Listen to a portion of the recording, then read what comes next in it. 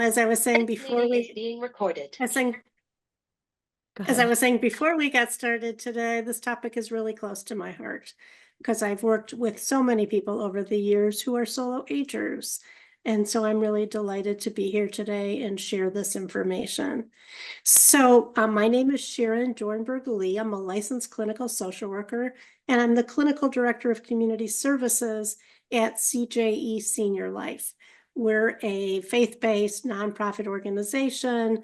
We provide a wide array of senior services, and we're primarily based in West Rogers Park, but also have a location in Deerfield as well, where we see clients and have residences.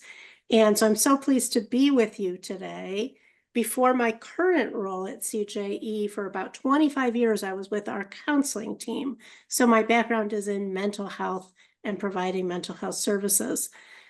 Before I go further, I just want to thank the North Suburban YMCA. Thank you so much for having me. And we love, collaborating with you to bring programs to you and to your members from time to time.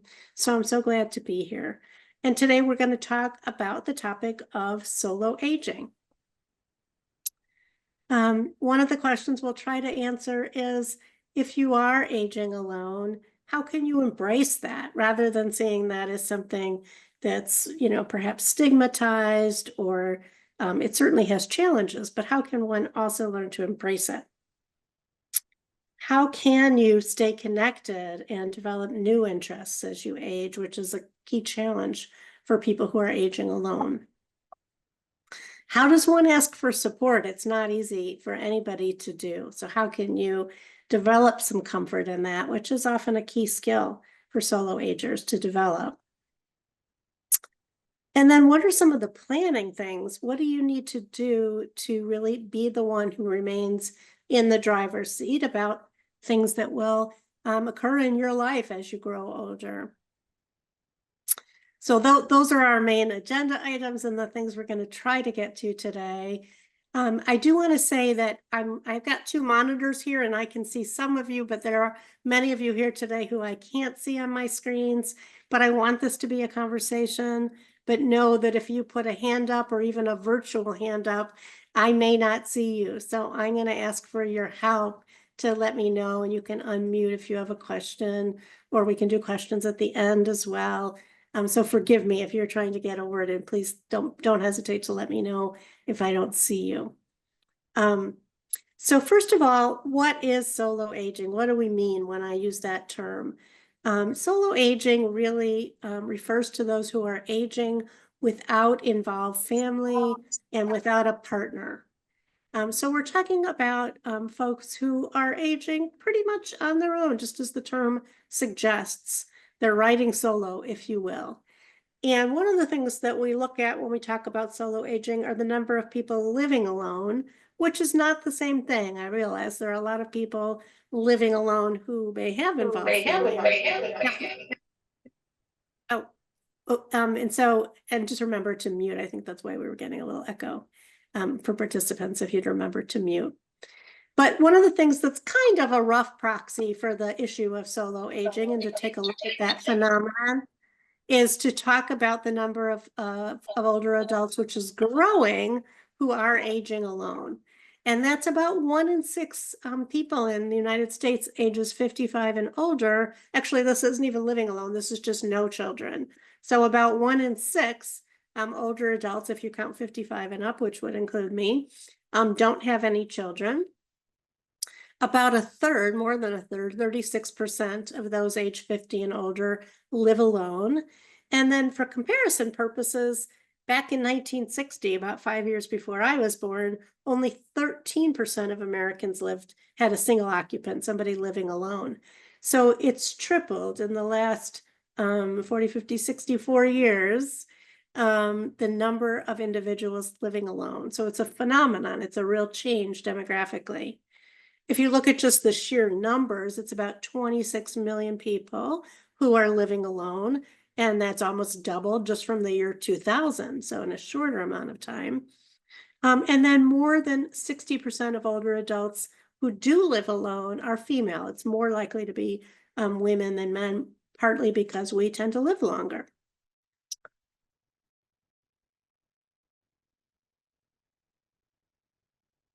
So if that category does apply to you of a solo ager, somebody aging without significant support from family or partner, these are some of the challenges that we're going to talk about today. Things that are within your control that you can do to improve the quality of your aging and some of the outcomes, if you will, for yourself as you're growing older, or this may apply to people you know, and you might want to share this information with them or with your communities. So one of the challenges for solo agers is to stay connected, or if you're not already connected with other individuals or communities or groups, to learn ways to get connected in the first place. Developing new interests as one gets older is often important, and especially for solo agers, because that's often how we meet people. And sometimes, unfortunately, as we age, our previous interests are kind of not available to us anymore. It may be that you met a lot of the people you know through work or through a club that you're not able physically to participate in anymore if you have disabilities as you grow older.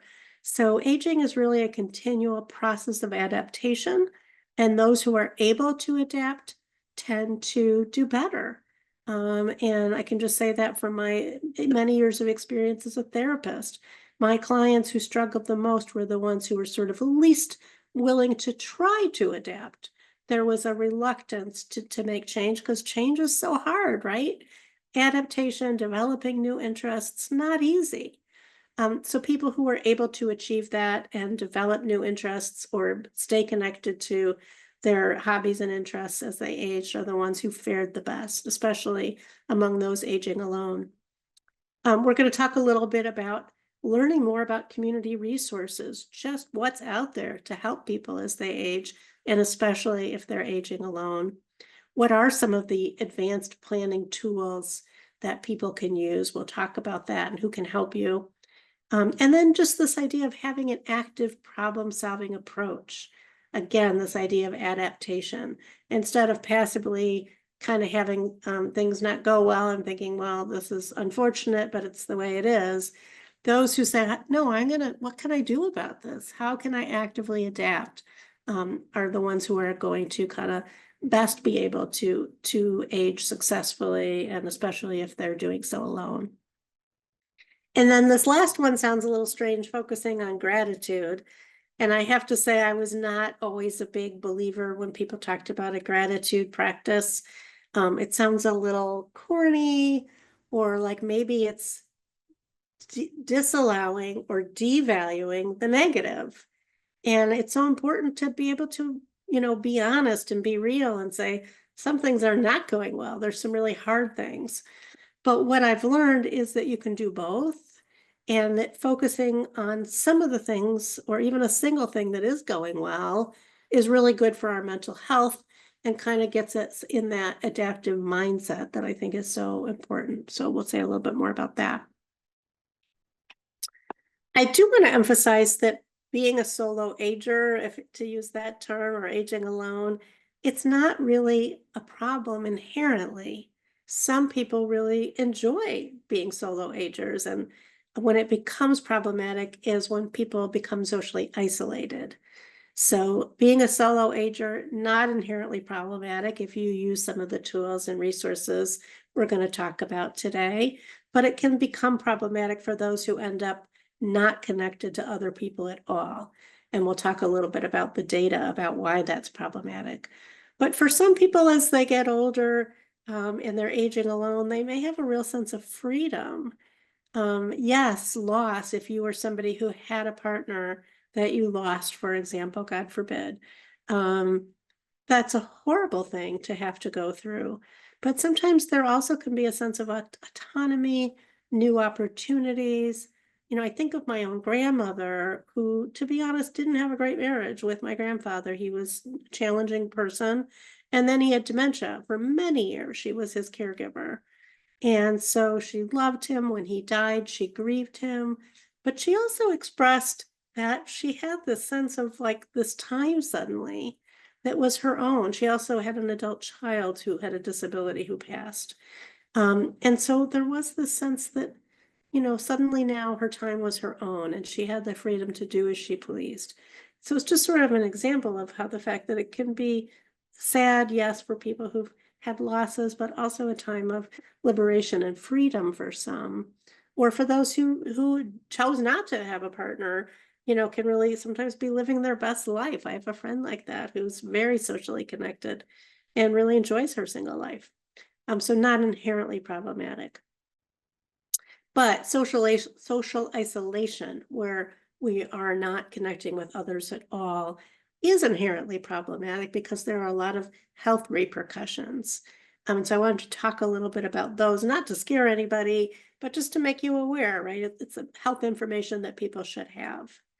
So just before the pandemic in 2020, the National Academies of Sciences, Engineering, and Medicine did a big study on social isolation. It was called Social Isolation and Loneliness in Older Adults, Opportunities for the Healthcare System. And it came out in like January of 2020. So of course the data got even worse with the pandemic when so many of us were socially isolated. But what they found was even in 2020, about 1/4, 1 out of every 4 older adults are socially isolated. And socially isolated means somebody who objectively, not a subjective sense, but objectively lacks social connection to nearly all others. So think about that for a second. 1 out of every 4 older adults doesn't really have a close connection to anybody. They're the folks who say my phone never rings to me, or the only person I ever see is the home delivered meals driver, or, you know, just really quite alone. And that's 1 out of 4 of us, which is really a shocking number. Loneliness, on the other hand, is kind of a different but related concept, which is our subjective sense of feeling alone. So for many people, they've described like, oh yeah, I went to a party or I went to a family get together. There were lots of people there, but I just feel lonely. I don't feel like I'm really connecting. I don't really feel understood. I don't feel there's anybody I can confide in. So that's a related but different concept of loneliness. So for some people, and for many people, if they're socially isolated, they may feel lonely, and others can feel lonely without being socially isolated. And what this study shared was some of the alarming risk factors associated with social isolation. It increases the risk of early death from all causes, from any type of disease, as much as smoking does. 3/4 of a pack a day, the risk is comparable to being socially isolated, or being completely physically inactive. Being socially isolated puts you as much risk as somebody who is really completely sedentary. There's also, and this shocked me, and I'm sure it may shock you if you haven't heard this before, there's a 50% increased risk of developing dementia if you're socially isolated and stay that way. Also, people had increased risk of things you wouldn't think would necessarily connect, but things like heart disease, increased risk of stroke. People were at much more risk, about 1/3 more for these diseases just by being socially isolated. People who were lonely, among heart failure patients, they had a 4 times increased risk of death. Think about that, as compared to people who had heart failure but did not identify as lonely. 68% increased risk of hospitalization, 57% increased risk of ER visits. And then, less surprisingly, loneliness was associated with poorer mental health outcomes, which makes a little more intuitive sense, right? That people who identify as being lonely have higher rates of depression and anxiety and even higher rates of suicide. After this report, just about a year ago, I think, although I have a horrible sense of time, maybe it was longer, the Surgeon General of the United States, Dr. Vivek Murthy, came out with a report called Our Epidemic of Loneliness and Isolation. And, you know, he really talked about social isolation and loneliness as a social diagnosis. And he was talking about Americans in general, not just older adults, how widespread this is, that people are isolated or feel lonely or both. And I think it's really a step forward to talk about social isolation as a social disease, as a social diagnosis. This idea that it's not your fault or your fault or your fault if you're isolated. It's a societal problem. It's a societal illness. Why are we so divided? What has happened to our communities and our institutions and our social structures and our relationships? What has technology done? Why are we feeling so isolated and alone that it's become so widespread? So again, this was sort of another report that focused a lot of attention on social isolation. And then the pandemic made things worse. I'm not going to focus on that today because hopefully we're coming back from that. But I know for some of you who are in higher risk categories, you may still be avoiding crowded situations and social situations. So there's a lasting impact too from the pandemic. And by the way, I'll share all these slides with Dewey so they can share them all with you. The other thing I was going to say too is at the end of the slides, I'm sure we won't get to it all of it today in our hour, but I will share these slides because at the end there are tons of resources that will list like places that you can reach out to for help and support. So I'll talk about those generally, but you'll also have those resources to take with you. But first I wanted to say a little bit about why is it that social isolation, which I realize is different than being a solo ager, but I wanted to talk about both. Why is it that folks who are socially isolated are at higher risk of health consequences? And there are a few theories about that. And the first is what they call the behavioral link. This idea that, and these are theories, right? They're not fully tested or proven. But the theory is that the behavioral link is that those who are isolated might be more likely to engage in risky health behaviors, like not exercising, like smoking. And I think about like my partner saying, let's go for a walk, or somebody who says to their partner, like, you must quit smoking.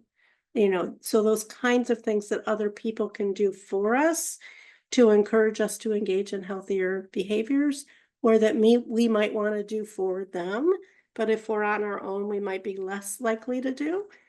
Just like I think if I'm cooking dinner for myself, I'm probably have a bowl of cereal. If I'm cooking dinner, for friends or family, I'm gonna, make it a more balanced meal, that kind of thing. We make more of an effort due to relationship. So that's one theory. The other theory is that there is a psychological link that if we're lonely and we're isolated, we all get self-esteem through relationship.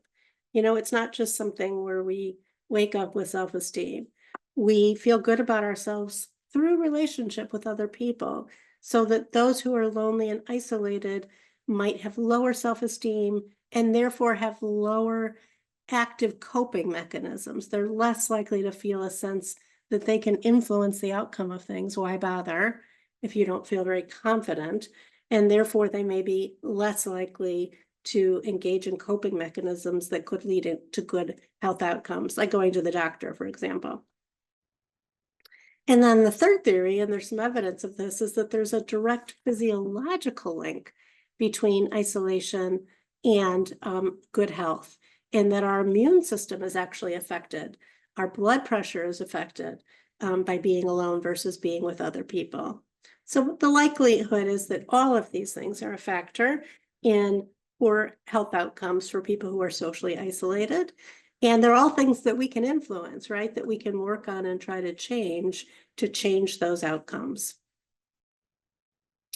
Again, I want to make the point that when folks are isolated, it's usually not in any way their fault. It's related to all these things that we call social determinants of health. And we're learning more and more about how these social factors affect our health. And so for those, especially who may be living in poverty or living in unsafe communities or not have access to affordable housing, which is such a big issue in our area, transportation is such a big issue for older adults. All of these societal things, or all these things that are part of our built society, are the things that really contribute to and can cause social isolation or make social isolation worse. Excuse me, make it a trickier problem to solve. Excuse me. So what are the things we can do about this? What are some of the opportunities to connect? And sometimes people describe technology as something that can be distancing or get in the way, like spending all your time on your phone or whatever. But technology can also be something that can help you connect, that can be really valuable. And older adults tend to have less experiences with computers. So are there ways that you can use the internet and other, online resources to connect with other people?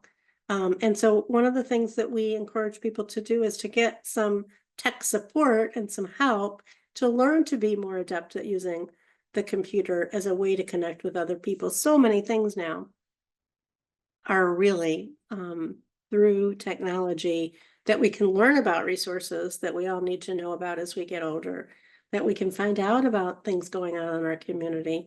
It's all kind of happening online in terms of finding out about those things. So these are a few resources. And again, you'll get these slides.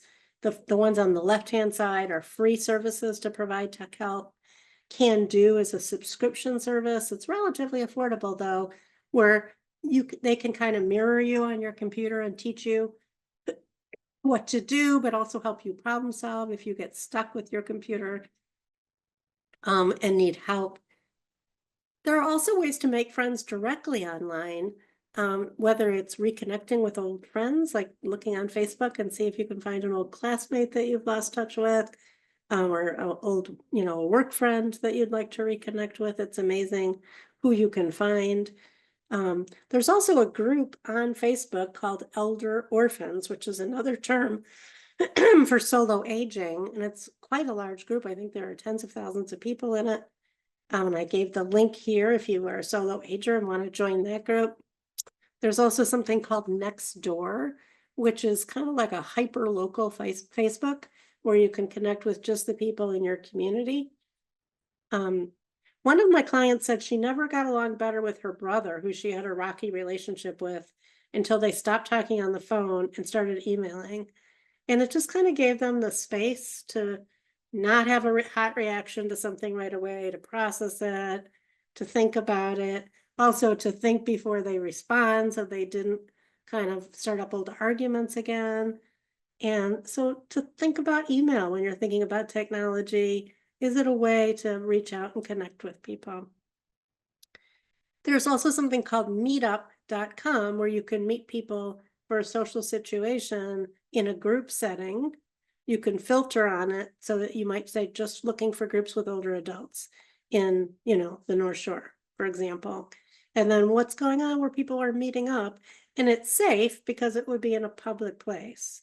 So there might be, and I'm just making this up because I would have to look and see what's available now, but there might be a group for film lovers where they meet at a certain theater once a month, and you can meet people that way and it's safe, right? And Meetup is sort of a well-known kind of safe site, if you will, as long as you're meeting people in a public place.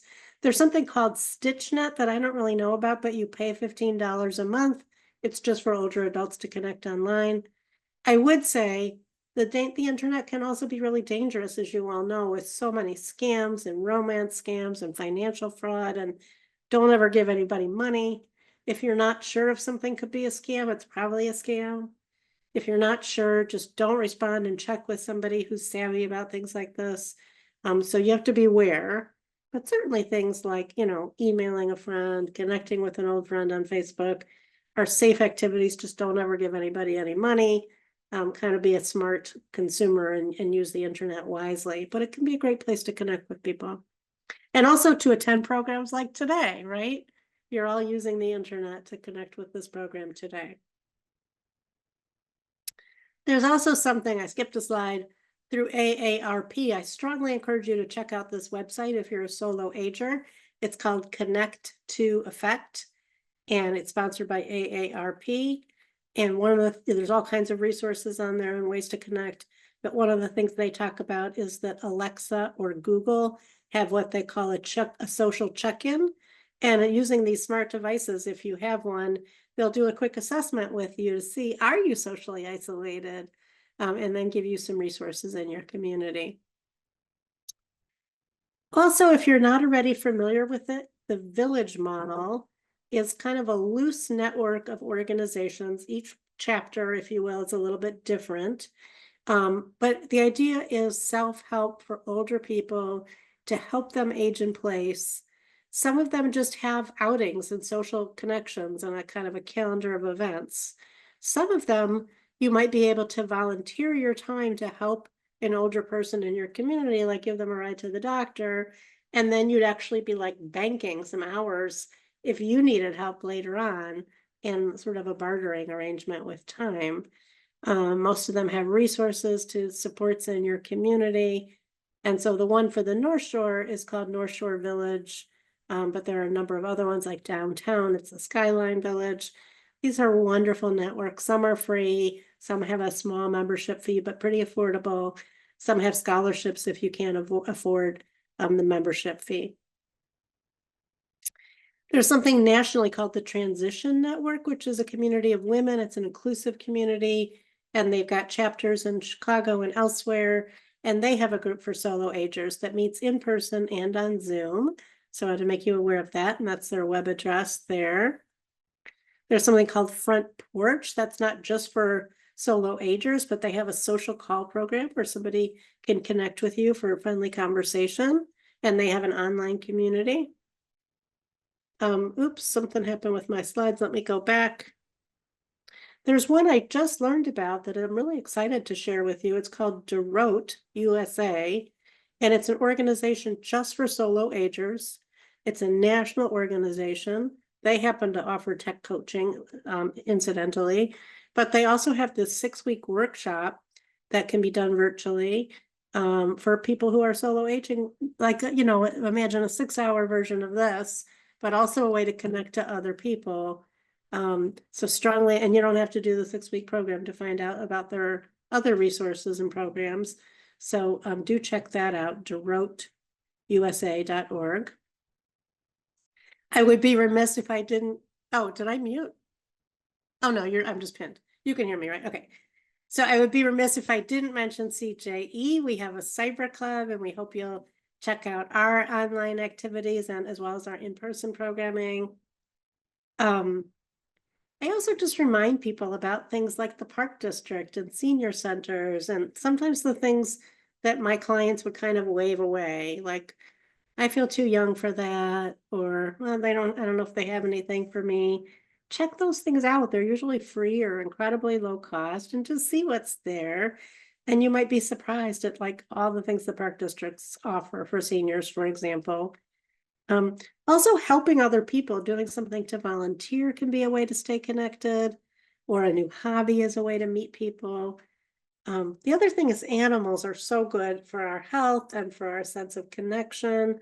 And sometimes as people age, they're like, I don't know if I want to adopt a new pet, but you can foster too, which means it's a short-term commitment until that animal gets a forever home, but you still get the pleasure of getting to interact with a dog or cat or whatever is a good fit for you. So that's another option to consider.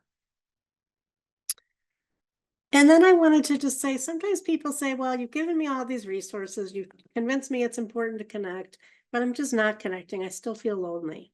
And for some people, that's not just that they've had a recent loss or moved, or, you know, it's not a temporary condition. It's more a chronic condition, feeling lonely. And then I think we need to ask ourselves questions, what's going on and what can we do about that?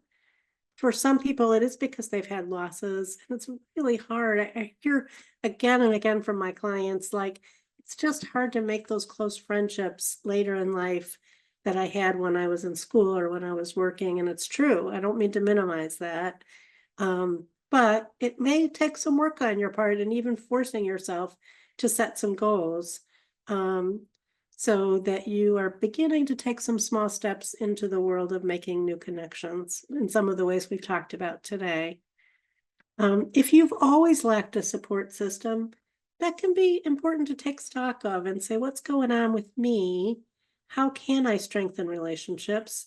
One of the things my clients often say to me is, my phone never rings, nobody calls me. And I do say, well, are you calling anybody else? I think we all kind of wish that somebody would reach out to us, but it's a two-way thing. And sometimes it is something where you may have to reach out more than the other person for whatever reason. I'm bad, I have to be honest, at reaching out to people, and yet I'm always delighted when people call me. I'm happy to connect with them, but sometimes like just energy level or other things get in the way. So I would encourage you to think about things you can do to take that first step. The other thing is sometimes we have cutoffs from other people because we feel hurt about something or angry about something. But is there a possibility to repair that relationship if it was a good relationship and important to you in the past? And I always think of something one of my clients said that I think was really wise.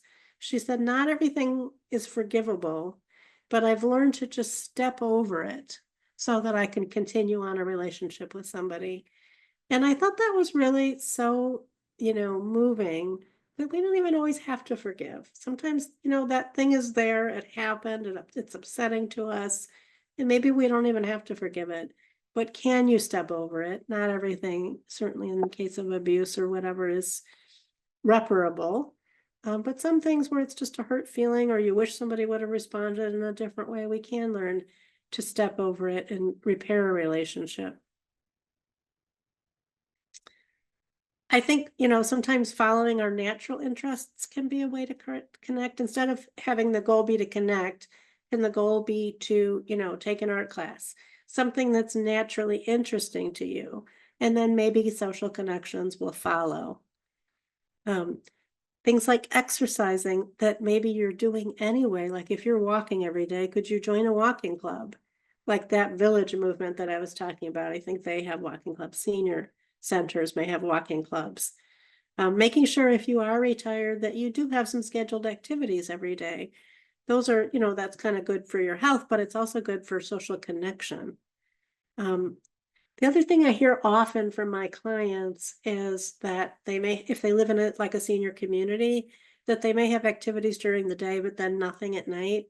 And so I think to remember, it's okay to invite somebody over for coffee. The worst that can happen is they'll say no, and you have to kind of prepare yourself for that in advance. But a lot of people would probably be delighted if you said you want to come over for a cup of coffee. It's low commitment. You don't have to clean the whole house. You don't have to make a meal, right? Or go out to Starbucks for a cup of coffee.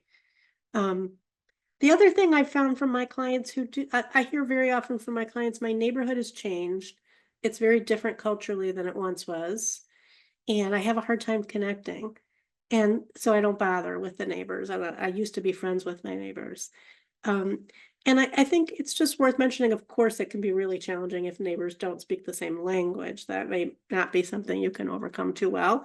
But if that's not the issue, don't kind of presuppose that you couldn't have really interesting and meaningful connections with people, even if they're a different age, even if they're from a different cultural background than you or a different faith background. It's amazing how people can connect. One of my clients, she would be going to dinner at different people's houses every night of the week who are very culturally different, or inviting people over for a Shabbat dinner, a Jewish Friday evening dinner, who were not Jewish. And, they might garden together or share plants together or share a recipe. And it was really, because she was open to it and she had that kind of personality, she didn't say like, oh, we're not going to have anything in common. I'm American and they're Vietnamese or whatever, but they found commonality. And so just to not rule out those kinds of relationships with neighbors. And here's just a few tips. I'm not going to go into them in detail. I want to have time at the end, but questions to ask yourself if you're lonely about some of the things. And here's where gratitude comes in. Sometimes if we can focus on just one or two things a day that we do feel gratitude for, that kind of attitude can draw people to us. Whereas sometimes if we're feeling very negative, it can kind of repel people. And not that you shouldn't be authentic and honest and share with people that you're close to how you're feeling. but sometimes just sharing something positive that's genuine, not something, phony. But like things that clients have said to me that they wrote down in a gratitude journal was just the warmth of a steam kettle on a cold day as they were heating up a cup of, heating up the water for tea was a pleasure, something that they noticed and that they felt grateful for. Somebody talked about just listening to a beautiful piece of music, or just in the fall, the crunch, we'll get to experience this soon enough, the crunch of the leaves under their feet in the fall. Just taking the time to be present in the moment and notice little things that, and to be grateful for things that we experience and pleasure for. By the way, there's a great book called The Book of Delights, and it's just somebody who spent a whole year noticing these things that gave him pleasure and writing little essays about them. So things like that we can focus on and feel grateful for. And it doesn't mean that there aren't things that are really challenging and hard at the same time. Sometimes asking people for honest feedback, like I noticed we don't see each other as much as we did, or you said you don't want to see me anymore. Like, can you be really honest with me? I'd like to know. I'm not trying to change your mind, but can you give me some honest feedback? Or considering counseling if you're feeling chronically isolated and lonely and it's proving a tough thing to solve for you. Sometimes it's social anxiety. I've worked with a lot of people over the years who are, lovely people, and they're very socially isolated. And it's because they have a lot of social anxiety, and there's help for that. But they become so avoidant and afraid to connect with people because of that.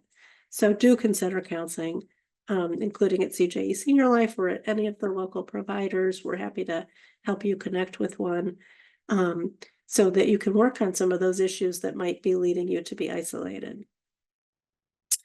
And here's more information about our mental health services at CJE, and you'll get this slide. Oh, but I wanted to be sure to mention that we have a group for solo agers.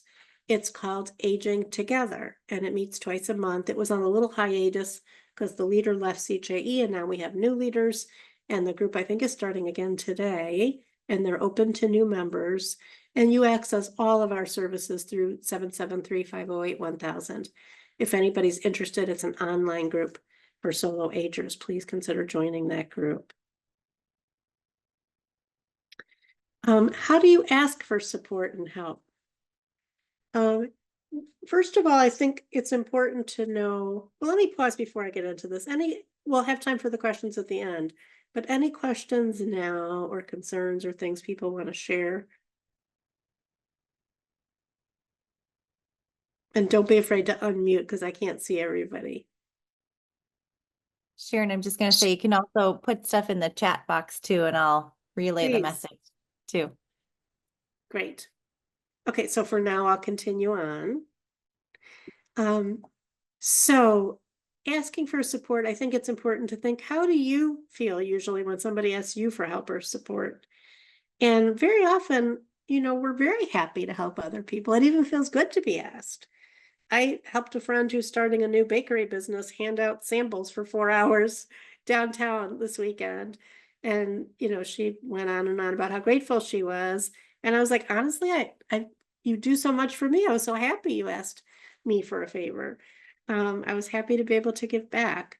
So keep that in mind. If you need to ask for somebody to give you a ride to the doctor or for somebody to help you in some way, very often people are more than happy to help. But do be sure that there's some reciprocity, right? If you're asking the same friend to drive you to the doctor 10 times, that might feel a lot different than if you ask one time. Is there something you can do in exchange? And, can you pet sit for somebody if they're willing to give you a ride from time to time or whatever it might be? And you can also say, I want you to tell me if this feels like too much, because I have some other options. Be honest. Please tell me if it's too much. You absolutely can say no, it's okay. So you're kind of giving people permission to, make an excuse or say it's too much. And then sometimes you need to, use a volunteer network, a more formal volunteer network, or pay for somebody to take you, or get help from the community care program for somebody to take you, or I'm using transportation as an example. But there are many ways in which solo agers kind of need to rely on other people for help. That's often the number one fear. What am I going to do when I need help if there's nobody there for me? So kind of developing these networks of support can be really important. And then you also need to do a lot of planning as a solo ager in terms of advanced planning. This is important for everybody, solo ager or not, but it's really critical for solo agers so that you can really have a plan in place and be sure your wishes are followed. It's very common, by the way, for folks to not have an available family caregiver as they age. About 25, almost a quarter of baby boomers will be in that situation. So it's important to know there are ways to get caregiving help if you need it as you age or if you need it now. I mentioned the village movement. There's friends and family for those who have them. There are paid caregivers, which can be very costly, but many people need to use. For those who have less than $17,500 in savings in the bank, not counting your house, you're eligible for the community care program if you need help around the house or in other ways as you age. And I put the link there, but that's the number one way if you're low income to get free help at home. Sometimes people choose to move to a more supportive environment. And the one that people often don't know about, again, for folks who may have more limited financial means, is supportive living. So I put a link here. It's sort of like assisted living, but it's paid for by the government. So you'd have your own apartment and everything, but you could get some day-to-day help, and you have to pay a share through your Social Security check, but otherwise it's covered through a government subsidy. So that's an important thing to know about as a way to get help, especially for solo agers. And then you should think about doing advanced directives, talking to an attorney. In CJE, we have a free legal clinic that helps, again, 773-508-1000. You'll get the slides that helps people do advanced directives. And by the way, we help people of all faiths. You don't have to be Jewish. You can get a free power of attorney who's going to make healthcare decisions for you if you can't make them. They'll also help you to do what they call a what if binder, like just thinking all of it through. Who's going to help you with financial stuff? Who's going to help you with caregiving stuff? And if you're not sure, to help you think that through, because I realize some of you may not have anybody, and that's a huge challenge. So you can see an elder law attorney. We can help you with some of these documents free of charge. There's also something called a post that people should have if they have a serious or life-limiting illness. It's kind of like what used to be a DNR. And I also just recommend people set a deadline for doing all this. So, because otherwise, I've done this myself. It's like, oh yeah, I'm going to do that. Of course, why wouldn't I do that? I'm a social worker. Of course I need a power of attorney, but do I do it? No, time goes on and on and on.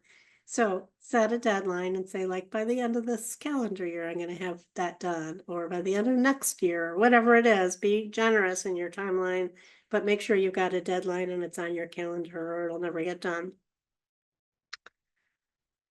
And then you just need to think through, what do I do if I need help? What's my plan? If something happens, God forbid, where I were to fall and break a bone, who can help me? Who am I going to call? Where's that phone number? Is it in my phone? What if I go into the hospital and I have pets? Who's going to take care of them? You need a plan for all of this, and a backup plan. Sometimes I've had clients who had a neighbor who was going to take care of their cat, and then the neighbor's sick because it's another older person. And so could there be a backup too in those situations? There are private care managers, and that is somebody that you pay a fee to do a lot of the things for you that a family member might otherwise do, but they have special knowledge and experience in aging. It's often somebody like myself, a social worker. It could be a nurse. And sometimes it's not as expensive as you'd think. Even though it's certainly a costly service, but to just kind of keep it in the back burner might not be very expensive for when you really need it. And then there are nonprofits that often don't charge a fee out there that you can connect with. We're one of them. There's the National Elder Care Locator. I'm sure the YMCA is happy to help. For those who need mental health assistance more urgently, I just always want to share the number 988, which is like 911, but for mental health emergencies. It's 24 hours a day. And the Illinois Warm Line, which is not for an emergency so much as for emotional support. And it's Monday through Saturday, 8 to 8, and the number is here. So with that, I'm going to spend the rest of the time with any questions you have. I'm going to take down the slides, but really quickly, I just want to show you that at the end, there's all these additional things that you can connect with, including how to find a geriatric care manager. If you want to hire somebody to be your power of attorney because you don't have a trusted family member or friend, it's not that expensive. It's not free by any means, but these are some places that you could hire who do private pay power of attorney. We do not at CJE.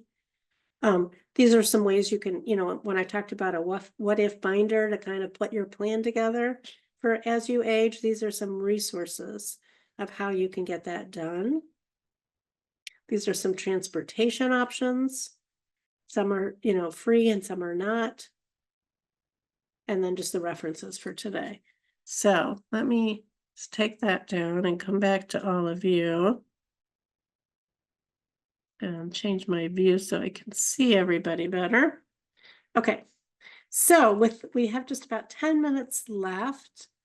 Any reactions, questions, things you thought of and wanted to share? Things I didn't talk about that I should have, that I should include next time or might be able to address now?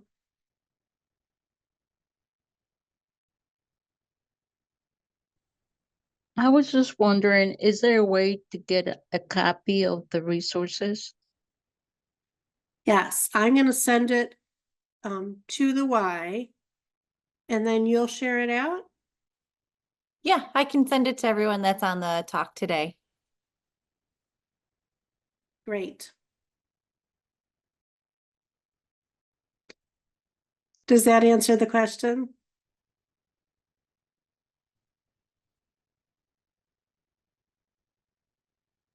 All right, Yes, thanks. thank you. Sure. You're welcome. Yes. Lots of good stuff here. And so, feel free to keep it too, even if you don't need it today. There's lots of good stuff here that you might want to reference in the future.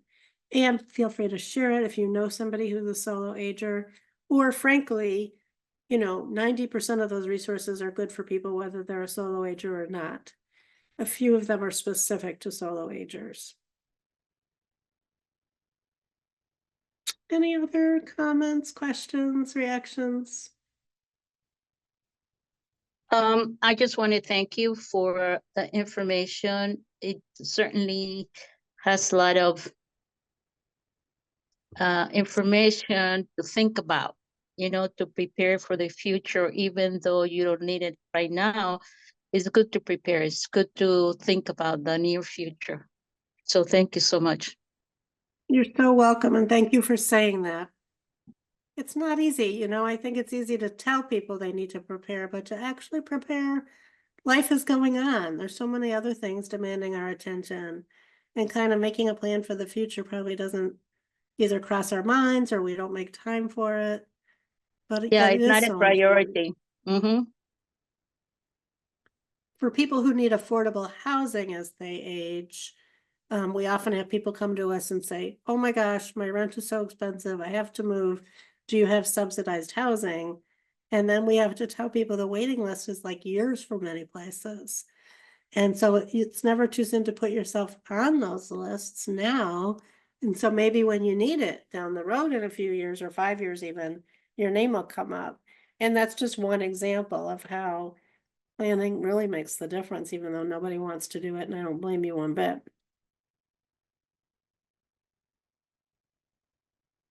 Anything else? Otherwise, we'll let you go, right? Yeah, I was just gonna say I agree, like with the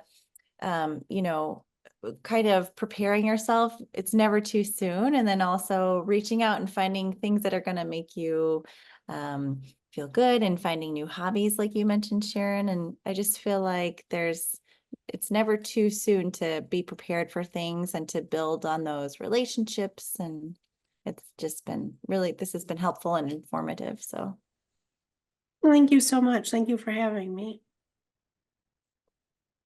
If anybody has any questions, and if you come up with questions later on, feel free to email myself, Sharon, I believe. I can send emails along to you as well. Please. And then also Sharon mentioned the phone number for CJE at 773-508-1000. 1,000. Yeah. Right. Yeah, so it seems like you have very valuable resources and are able to help everybody. So it's a great place to start. We're happy to help. That's what we're here for. Okay. All right. Well, with that, I think we might we'll end this. Once we are able to email the slides with all those links and resources, we'll get those to everybody that's been on the chat today. And I want to thank Sharon on behalf of the North Suburban YMCA. This has been wonderful. I really appreciate your time and your valuable insights. It's just been wonderful chatting with you this past hour. Thank you so much.